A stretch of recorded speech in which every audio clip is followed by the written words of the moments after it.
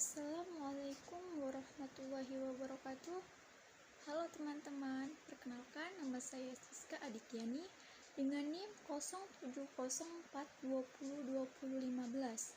Saya merupakan mahasiswi Universitas Islam Negeri Sumatera Utara, Fakultas Sains dan Teknologi, jurusan Biologi Stambuk 2020. Tujuan dari dibuatnya video ini yaitu untuk memenuhi tugas ujian akhir semester mata kuliah struktur hewan yang diampu oleh Ibu Sukriyah MSc. Baiklah, di sini saya akan membahas tuntas mengenai sistem endokrin. Sistem endokrin itu merupakan sekumpulan organ atau kelenjar yang dapat menghasilkan hormon. Nah, pasti teman-teman sudah sering dengarkan dengan istilah hormon itu, tapi mungkin dari sebagian kita pasti tidak tahu apa sih hormon itu, seperti apa sih hormon itu. Nah, jadi hormon itu merupakan senyawa organik pembawa pesan kimiawi di dalam aliran darah yang menuju ke sel-sel jaringan tubuh. Nah, hormon itu juga hanya dapat mempengaruhi sel-sel target yang memiliki reseptor khusus.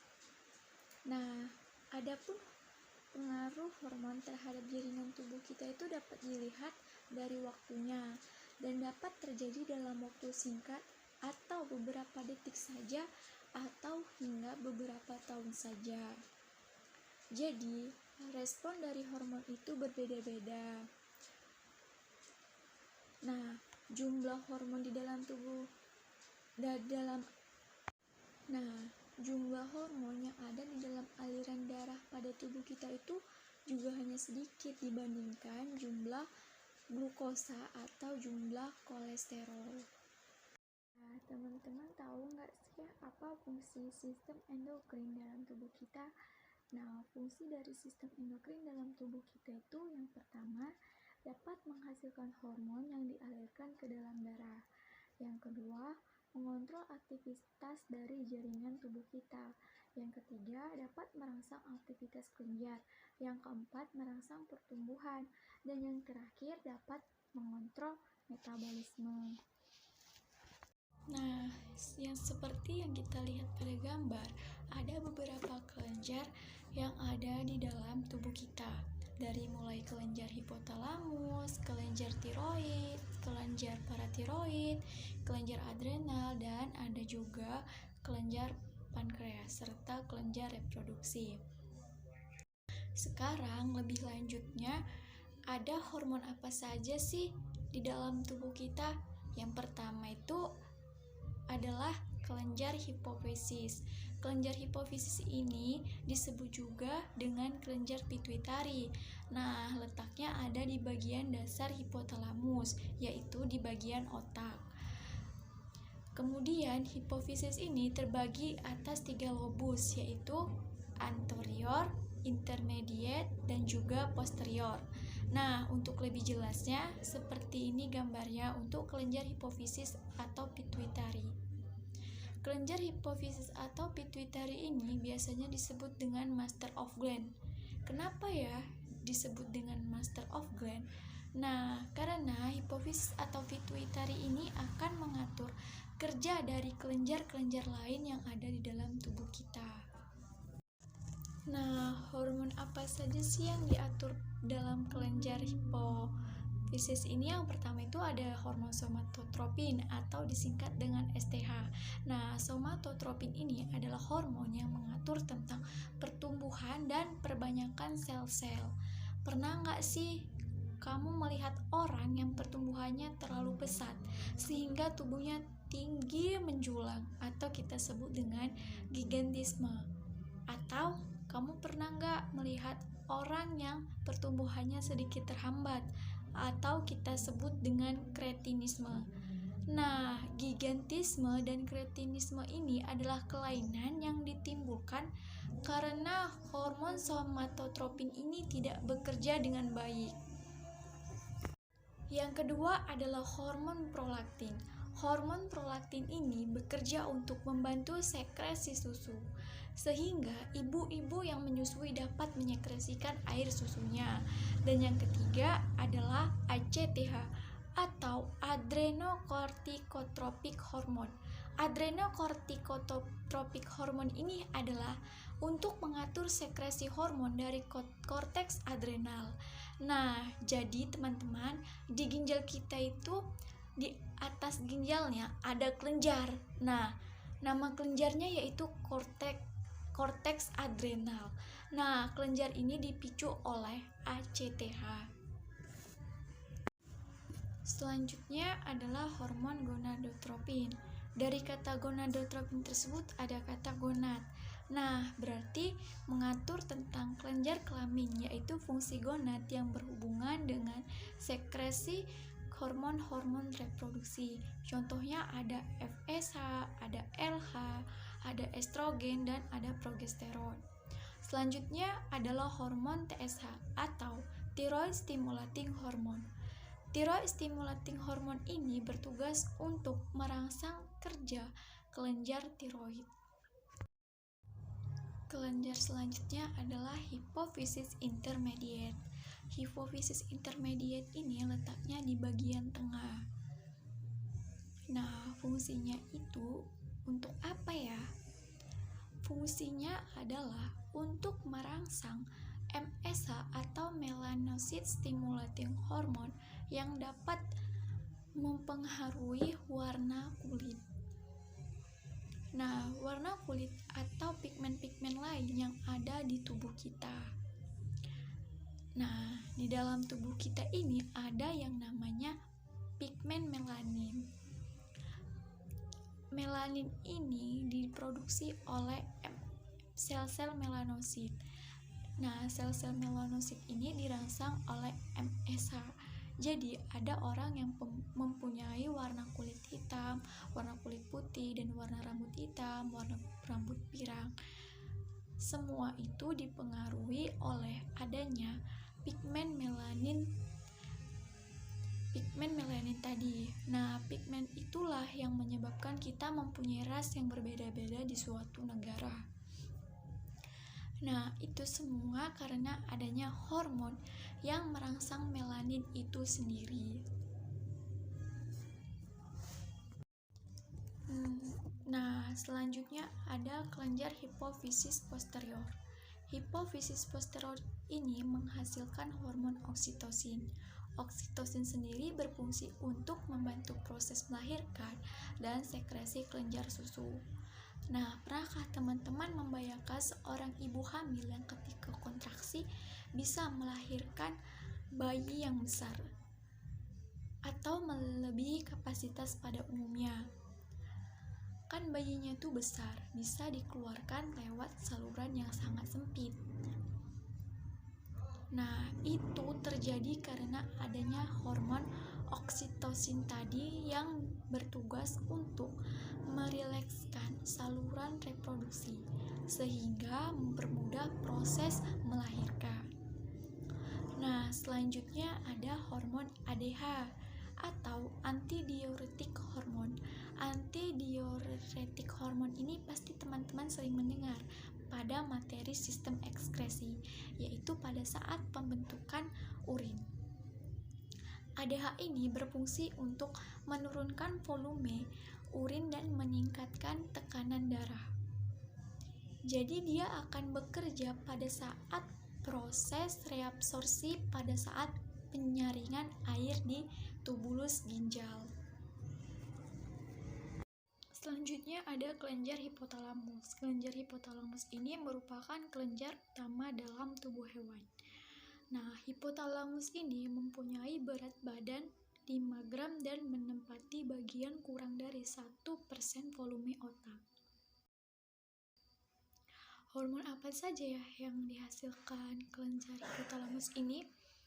Nah, hormon-hormon yang dihasilkan dari kelenjar hipotalamus ini yang pertama yaitu thyroid releasing hormone atau kita sebut dengan TRH. Hormon ini merangsang lobus anterior hipofisis untuk sekresi TSH. Dan yang kedua ada hormon gonadotropin releasing hormone atau kita sebut dengan GnRH. Nah, hormon ini dapat merangsang lobus anterior hipofisis untuk sekresi LH dan sekresi FSH. Dan yang ketiga ada hormon somatostatin. Hormon ini dapat memperlambat sekresi hormon yang dihasilkan di hipofisis. Dan yang terakhir ada hormon kortikotropin releasing hormone atau disebut dengan CRH. Hormon ini dapat merangsang lobus anterior hipofisis untuk sekresi ACTH. Nah, selanjutnya adalah kelenjar tiroid dan kelenjar paratiroid. Letak kelenjar ini ada di bawah faring. Kelenjar tiroid disebut dengan kelenjar gondok, sedangkan kelenjar paratiroid disebut dengan anak gondok. Nah, apa sih yang disekresikan dari kelenjar tiroid tersebut? Nah, yang pertama itu ada kelenjar tiroid akan menghasilkan hormon triiodothyronin atau T3 dan hormon tiroksin atau T4. Keduanya berfungsi untuk mengatur metabolisme, pertumbuhan, perkembangan, dan kerja saraf. Kemudian, kelenjar tiroid ini juga menghasilkan hormon kalsitonin dari kata-katanya ada kata kalsi yang berarti mengatur metabolisme kalsium dalam darah. Nah, kalau kelenjar paratiroid ini bekerja untuk menghasilkan hormon paratormon atau kita sebut dengan PTH. Kerjanya dia akan antagonis dengan kerja kalsitonin tersebut. Nah, berikut adalah gambar di mana letak dari kelenjar tiroid dan kelenjar paratiroid itu. Kelenjar tiroid letaknya lebih di atas daripada kelenjar paratiroid. Nah, adapun mekanisme kerjanya, teman-teman harus ingat bahwa di hipofisis anterior ada hormon yang namanya TSH. Jadi, TSH ini kemudian akan merangsang kerja dari kelenjar tiroid. Kelenjar tiroid akan mensekresikan hormon T3 atau triiodothyronin, dan T3 ini ketika bereaksi dengan iodin akan menghasilkan tiroksin atau T4. Nah, oleh sebab itu, teman-teman pernah tahu tidak penyakit kekurangan yodium atau iodin? Nah, ini akan menghasilkan penyakit gondokan atau gondongan. Nah, ini adalah kelenjar tiroid yang membesar karena kekurangan yodium. Nah, kemudian bagaimana mekanisme metabolisme kalsium dalam tubuh kita? Nah, ketika kalsium di dalam darah itu dalam keadaan yang tinggi, nah, kalsium-kalsium yang ada di darah itu akan dibawa ke tulang oleh kalsitonin. Jadi, kalsitonin ini akan mempercepat penyerapan kalsium dalam darah untuk diserap di tulang, atau kalsiumnya di usus juga bisa untuk diserap di tulang. Jadi, semakin banyak kalsium dalam tulang kita, kepadatan tulang akan semakin membaik. Nah, kondisi sebaliknya, ketika darah kita kekurangan kalsium, maka kalsium harus dirombak oleh paratormon atau PPH. Sehingga kalsitonin di sini berfungsi untuk menurunkan kadar kalsium dalam darah, dan PPH atau paratormon ini berfungsi untuk meningkatkan kadar kalsium dalam darah dengan merombak kalsium-kalsium yang ada di tulang kita. Nah, teman-teman, kalau kalsium-kalsium di dalam tulang kita ini dirombak secara terus-menerus tanpa ada kalsium baru yang diserap, maka tulang kita akan kehilangan kepadatannya sehingga lebih mudah keropos. Jadi, teman-teman sebaiknya mengkonsumsi kalsium. Boleh itu susu atau makanan-makanan yang tinggi kalsium. Selanjutnya adalah kelenjar timus. Kelenjar timus terdiri atas dua lobus yang berwarna kemerah-merahan yang terletak di bagian posterior toraks di atas jantung. Pada bayi yang baru lahir, bentuknya sangat kecil sekali, sekitar 10 gram. Ukurannya akan bertambah pada masa remaja menjadi sekitar 30-40 gram. Namun, setelah dewasa berangsur-angsur menyusut kembali. Kelenjar timus menghasilkan hormon timosin dan hormon timopietin yang berfungsi dalam perkembangan normal limfosit dan respon umum tubuh. Selanjutnya ada kelenjar anak ginjal atau adrenal. Kelenjar anak ginjal ini, atau kita sebut dengan kelenjar korteks adrenal, terletak di bagian atas ginjal. Terdiri dari bagian korteks di bagian luar dan bagian dalamnya kita sebut dengan medula. Nah, jadi di atasnya ginjal itu masih ada kelenjar. Nah, kelenjar itu berfungsi untuk apa ya? Nah, tadi ada istilah Master of Gland. Master of Gland ini akan merangsang kelenjar anak adrenal. Nah, tadi ada istilah Master of Gland. Master of Gland ini akan merangsang kelenjar anak adrenal. Nah, tadi ada hormon ACTH atau adrenocorticotropic hormone. Nah, ACH itu akan merangsang kelenjar anak ginjal ini atau kelenjar korteks adrenal untuk menghasilkan yang pertama adalah mineralokortikoid dan glukortikoid. Nah, ini yang dihasilkan oleh korteks adrenal, dan ada juga hormon adrenalin dan noradrenalin. Mineral kortikoid ini berfungsi untuk mengatur metabolisme mineral. Sedangkan glukortikoid berfungsi untuk metabolisme glukosa. Dan adrenalin dan noradrenalin berfungsi untuk vasokonstriksi dan vasodilitasi. Misalnya teman-teman dalam keadaan adrenalinnya sangat tinggi. Nah, ini yang bekerja adalah hormon adrenalin itu. Selanjutnya adalah kelenjar pankreas. Nah, kelenjar ini terletak di belakang lambung depan vertebra lumbalis 1 dan 2. Nah, pankreas ini juga dibedakan menjadi dua macam jaringan. Yang pertama yaitu bagian eksokrin dan yang kedua itu bagian endokrin. Nah, bagian eksokrin ini berkaitan dengan sekresi enzim pencernaan dan proses pencernaan. Sedangkan bagian endokrin yaitu pulau Langerhans. Nah, kenapa ya disebut dengan pulau Langerhans? Karena yang menemukan itu bernama Bapak Langerhans. Di pulau Langerhans ini ditemukan beberapa macam populasi sel. Yang pertama ada sel alfa. Nah, sel alfa ini menghasilkan hormon glukagon yang berperan dalam meningkatkan glukosa dalam darah. Dan yang kedua itu ada sel beta. Nah, sel beta ini sendiri menghasilkan insulin untuk menurunkan kadar glukosa di dalam darah. Dan yang ketiga ada sel delta.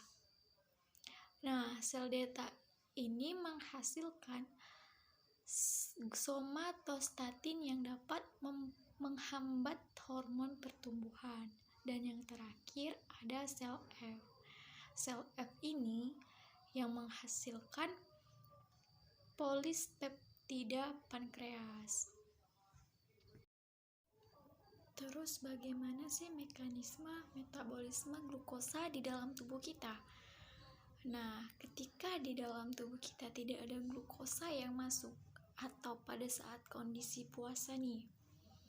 Nah, pada saat itu kan kita tidak mengkonsumsi makanan secara intensif. Jadi otomatis ada tabungan glikogen kita yang ada di hati itu.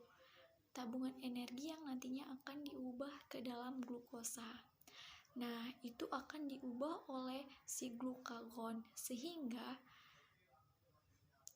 glikogen diubah menjadi glukagon menjadi glukosa, sehingga kita bisa tetap bermetabolisme menghasilkan energi seperti biasa. Nah, kondisi ini terjadi ketika kita sedang berpuasa. Kan di situ kita tidak ada makan, tidak minum, tapi tetap bisa menghasilkan energi. Nah, kebalikannya, ketika kita habis makan nih, terus kita makan nasi, mau minum es. Nah, bayangkan gula darah pada saat kita selesai makan itu akan meningkat. Nah, akibatnya kita akan merasa ngantuk setelah makan. Nah, darah kita yang mengandung gula berlebihan akan diubah menjadi cadangan glikogen oleh insulin, sehingga glukosa darah menjadi turun. Selanjutnya ada kelenjar pineal. Kelenjar pineal ini terletak di dalam bagian otak. Nah, kelenjar ini berfungsi untuk mengatur ritmis biologi manusia. Apa saja ya yang dihasilkan dari kelenjar pineal ini? Nah, kelenjar pineal ini menghasilkan hormon melatonin. Nah, hormon melatonin ini mempengaruhi kinerja kelenjar hipofisis dan organ reproduksi. Nah, setiap makhluk hidup itu punya bioritmis masing-masing. Jadi, yang mengatur bioritmis dalam tubuh kita adalah kelenjar pineal itu. Selanjutnya adalah kelenjar kelamin. Nah, kelenjar kelamin ini dibedakan menjadi dua. Yang pertama yaitu kelenjar kelamin wanita, dan yang kedua kelenjar kelamin pria. Kelenjar kelamin pada wanita itu dihasilkan oleh ovarium. Nah, ovarium ini berfungsi untuk menghasilkan apa saja ya? Nah, yang pertama itu ada estrogen. Estrogen ini dihasilkan oleh folikel de Graaff atau folikel yang matang yang ada di ovarium. Nah, pertumbuhan dari folikel yang matang ini mempengaruhi FSH atau follicle stimulating hormone, yang fungsinya adalah untuk pertumbuhan kelamin sekunder pada wanita dan juga penebalan endometrium. Penebalan endometrium itu terjadi pada siklus menstruasi. Dan yang kedua ada progesteron. Progesteron ini dihasilkan oleh corpus luteum. Apa sih corpus luteum itu? Corpus luteum adalah sisa-sisa folikel yang ditinggalkan sel telur pada saat selesai ovulasi. Nah, ovulasi itu dipengaruhi oleh hormon LH atau luteinizing hormone. Nah, si progesteron yang dihasilkan oleh corpus luteum ini berfungsi untuk mempersiapkan kehamilan. Jadi, setelah ovulasi, dinding rahim itu dijaga agar tetap tebal. Karena ovulasi kan mempersiapkan adanya fertilisasi. Nah, ketika fertilisasi terjadi, maka dinding rahim itu dalam keadaan tebal. Nah, ketika tidak ada fertilisasi, maka progesteron ini akan menurun kadarnya, sehingga terjadilah menstruasi. Selanjutnya adalah kelenjar kelamin pada pria.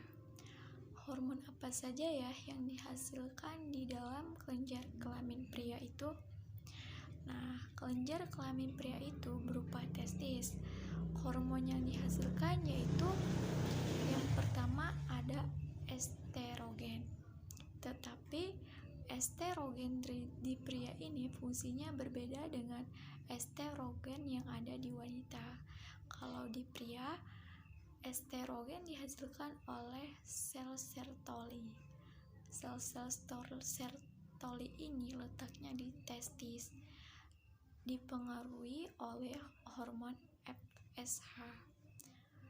Nah, Estrogen pada pria juga berfungsi untuk spermiasi. Dan yang kedua adalah hormon testosteron. Hormon testosteron ini dihasilkan oleh sel Leydig. Sel Leydig ini juga ada di testis, yang dipengaruhi oleh ICSH atau intersialisasi stimulating hormone. Nah, tugasnya untuk apa ya? Jadi, tugas dari testosteron ini adalah untuk pertumbuhan kelamin sekunder dan spermatogenesis atau pembentukan sel sperma. Baiklah, sekian pemaparan materi tentang sistem endokrin dari saya. Wassalamualaikum warahmatullahi wabarakatuh.